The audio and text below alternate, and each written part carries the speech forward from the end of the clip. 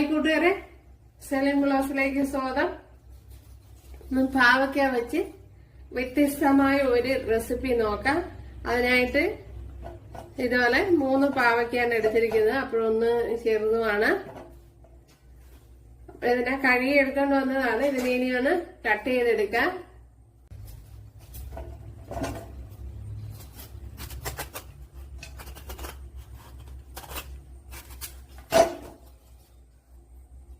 ഇനി ഇതിന്റെ കുരുവൊക്കെ ഒന്ന് മാറ്റി കളയണം.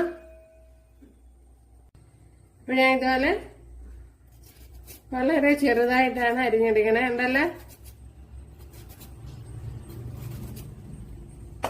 അപ്പോൾ ഇതുപോലെ ഒരു പീസ് എടുത്തിട്ട് അതിനെ തിരിച്ചിങ്ങനെ കട്ട് ചെയ്ത്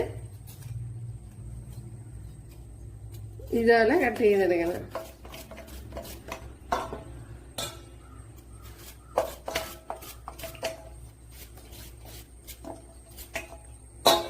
ഓക്കെ, അപ്പോഴെല്ലാം ഇതുപോലെ കട്ട് ചെയ്തെടുക്കാം.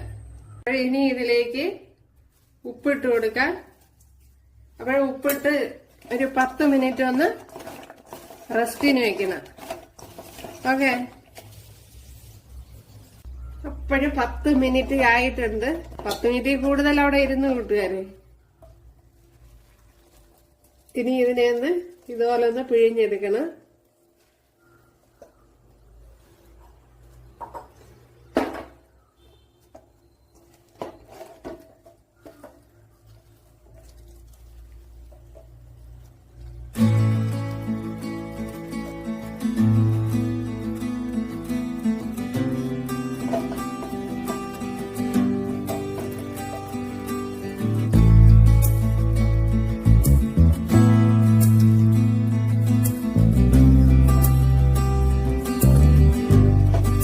ഇങ്ങനെ ചെയ്യുമ്പോ കയ്പ് കുറഞ്ഞിരിക്കും.